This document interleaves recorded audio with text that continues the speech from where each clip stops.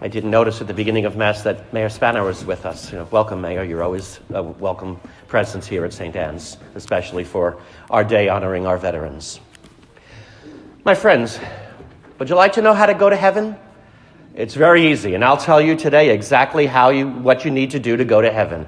Actually, I'm not telling you. Jesus himself is telling us in the gospel reading today. It's very simple. Love the Lord your God with all your heart, with all your mind, with all your soul, and with all your strength, and love your neighbor as yourself. Do that, and heaven is a shoo-in for us. It's as simple as that. We don't need any very difficult formula to get to heaven. Just do as the Lord tells us here today, and we will enter heaven. Why? Because by doing that, by loving the Lord with everything we have, and loving one another even more than we love ourselves, reverses everything that happened with original sin, the sin of Adam and Eve that destroyed the beauty of paradise. The greatest catastrophe of original sin was that Adam and Eve lost the intimate friendship that they had with God. They were walking with God in the garden, and they knew him personally, intimately. And although they were naked, they were unashamed. God saw them exactly as they were, and they were completely pleasing to him. And they had absolute peace and absolute happiness in paradise. But original sin, when Adam and Eve disobeyed God, then they brought all the evils into the world and the power of the devil, including death itself. And we've been under the effects of that ever since. And so reversing that, being faithful to God in everything, reverses the effects of original sin.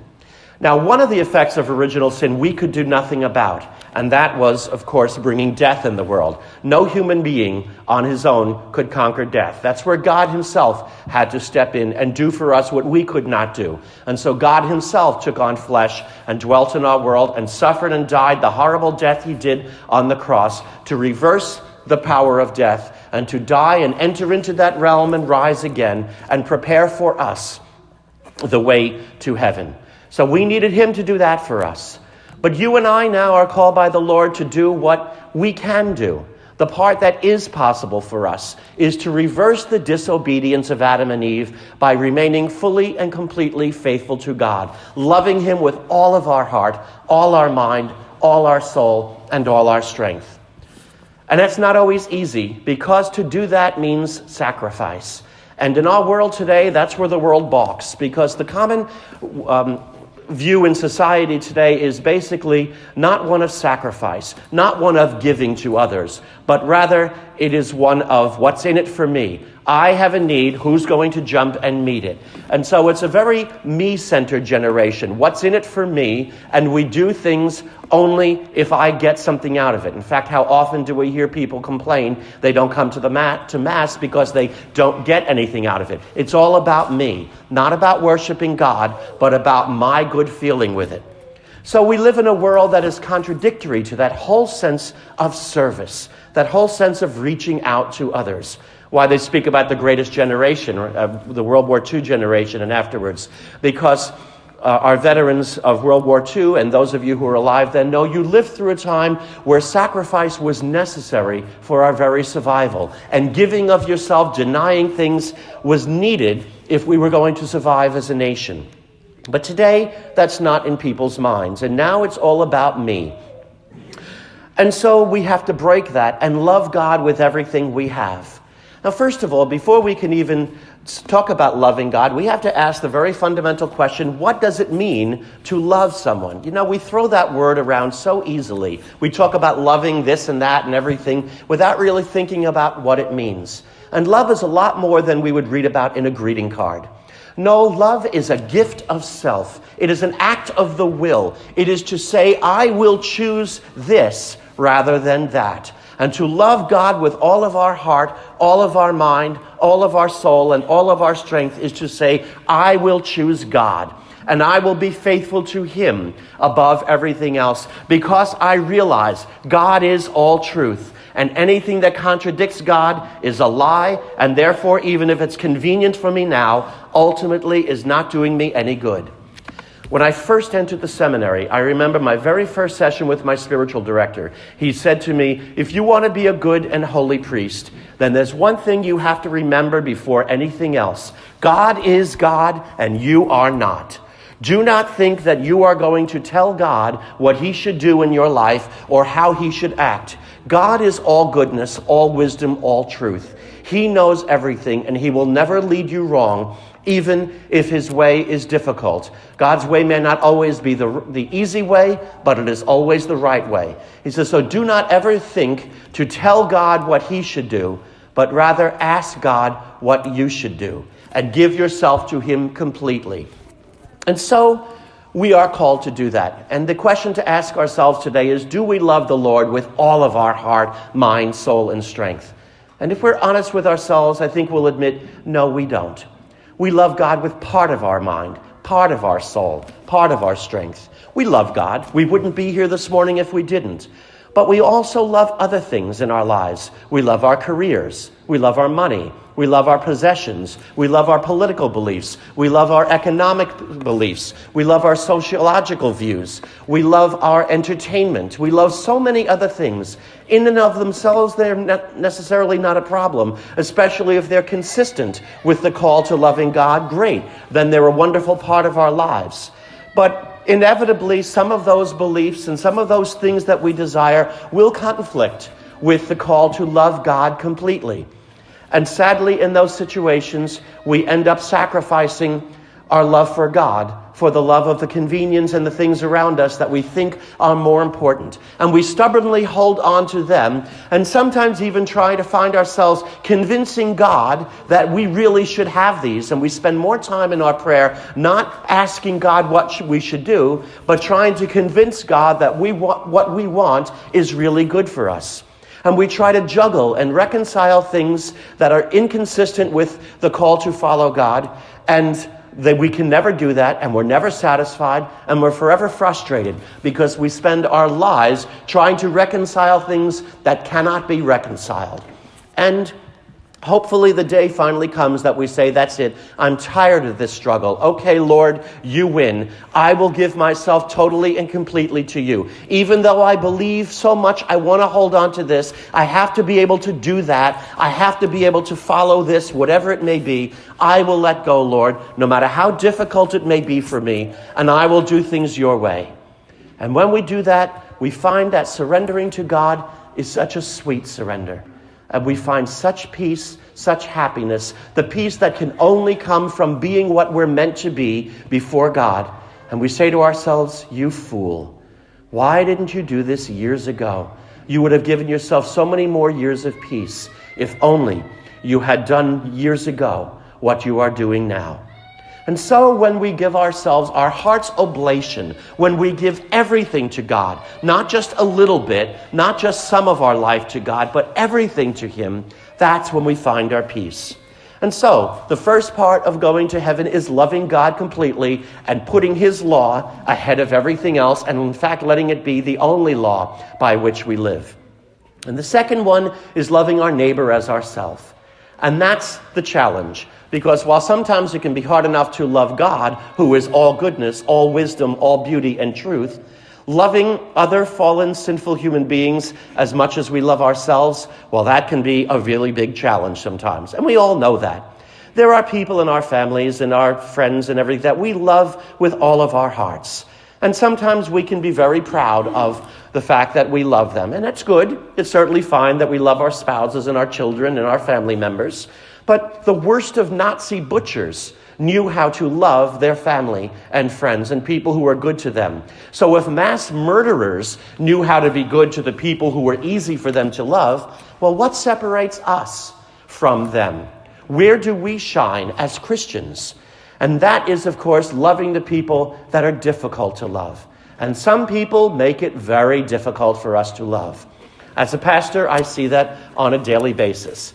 As your pastor, I know that it is my responsibility to love each and every member of my flock, all of you, and serve every one of you with the same devotion that I would give to any other member. And some people here in St. Anne, some of you pull the love right out of my heart. I couldn't stop loving you if I tried. You make it so easy to love that all you have to do is be there, and I find myself loving you. So I could take credit with that and say, oh, look how much I love this person or that.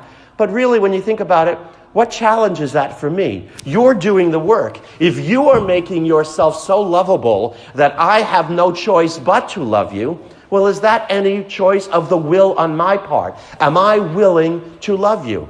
And the answer is no. It's good that I do, but that's not the test of my love of a neighbor. The test is the people that we encounter that will challenge every bit of Christian charity that I have in my body. And I have to confess to you, I'm not always perfect with it. Like anybody else, sometimes I fall short in my ability to love others, and I have to sometimes apologize to someone else and bring it to confession because I wasn't loving of that person the way I knew I had to be. However, I must also be honest with myself and realize that I do have times that I'm able to love people who are difficult. So what does it mean to love a difficult person? Well, I think first of all, it means not to look automatically to defending my own rights and my own needs and my own feelings in this situation. It is to remember that everyone is broken. We all have our weaknesses, and who knows what caused them. Some people are overly sensitive, and we know we have to watch every word around them. Some people seem to be a bottomless pit of need. No matter what you do for them, there's always something else, and you never seem to be able to do everything possibly to satisfy that person that you've met all of their needs. And if they let you, they would consume all of your time, and you'd have no time for anyone else. And there are some people who are abrupt, some people who are abrasive, who are difficult, who right away come out with both barrels of the shotgun, trying to get what they want, and somehow seem to try to get what they want by being difficult and by trying to force people to do things their way just so that they can get what they want. And the one who unfortunately faces that the most is our poor parish secretary, Gail. Gail is the front line for anybody calling into the rectory. And while many times I'll come and I'll listen to her talking to people who call on the phone, and she's having a wonderful conversation with people, and it's a pleasure to hear, once in a while I'll go past and I see her sitting at her desk and she's crying.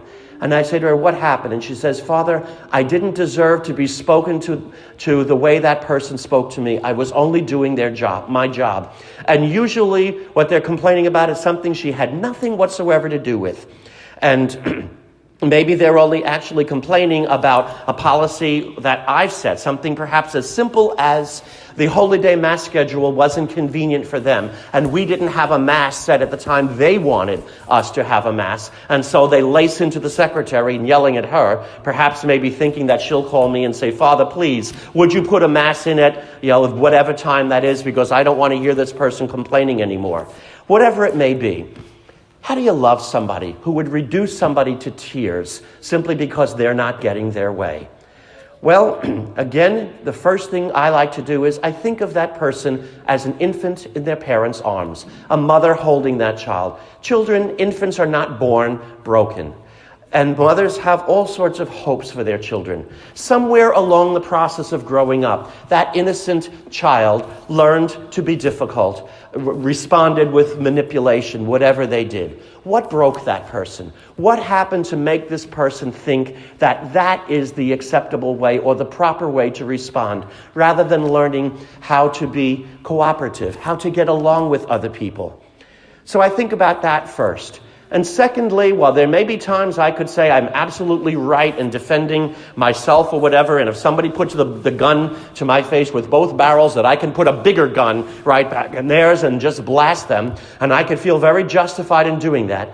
But I realize that's not going to bring a resolution. That's not going to bring peace. And that's certainly not loving somebody else as I would want them to love me. Rather, what I realize I need to do is try to get them to put the gun down and to diffuse the situation, disarm them, and try to get them away from the anger, away from the confrontation, and say, all right, maybe I know, if I know the person well enough, why this person acts this way, and try to diffuse it, to come about it in a different approach that I can bring the person to sit and dialogue, and maybe explain to them why what they're looking for is not possible, and hopefully they'll understand. And that's not always easy. Sometimes people just don't want to listen no matter what you do, and maybe there are times when we have to finally, ultimately just be strong and say, I'm sorry, but that's the way it is. And sometimes when you have difficult people, sometimes a pastor has to be strong, especially if you have somebody who's harming other parishioners. And you have to tell them right away if they're behaving in a bullying manner or something like that, or hurting other people's feelings. You have to stand up to them and say, excuse me, but this has to stop. This is not appropriate behavior, and I will not tolerate that. And hopefully they will listen and back down. And if they don't, then I like to use the image of a pastor with a shepherd with a flock. If you have a ram, for example, that's going around bucking the ewes and the lambs and the other rams and causing them pain and injury, and you can't get the ram to stop, then, well, you can't throw the ram out of the flock. He's one of your sheep as well. But you build a little pen for him and put him in the pen where he stays away from the other sheep until he learns how to function properly as a member of the flock. And sometimes a pastor has to do the same thing. He has to put somebody, give them a timeout, if you will, and say, all right, until you behave better towards other people, until you stop insulting people, then you cannot participate, for example, maybe in ministries or anything, until you learn to apologize and treat other people with the respect that they deserve, because to present yourself that way would make it look like I'm approving of what you're doing. And it's not always easy to know when are those situations when we need to be strong, and when are the moments when being kind and being charitable would be the first approach. Or actually, we should always be charitable, but maybe the kinder approach. I would say that using the strong tactic should always be the last resort and never the first resort. We know that certainly in a situation of warfare. Our veterans who are here today, especially those of you who saw duty in any of the foreign theaters of any of our different wars. I don't think there's anybody here who loves going to war. I doubt very much anyone really finds glory in the hell of the battlefield. No, we do it because we feel it's our duty.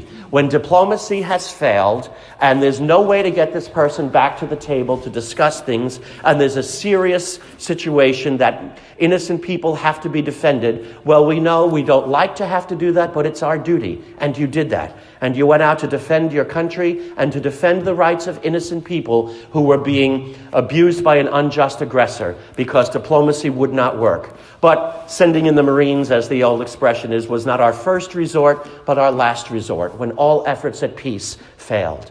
And I think that's a good line for us, or a good motto for us to remember in going about things in our life. Try our best to settle any difficulties with others peacefully.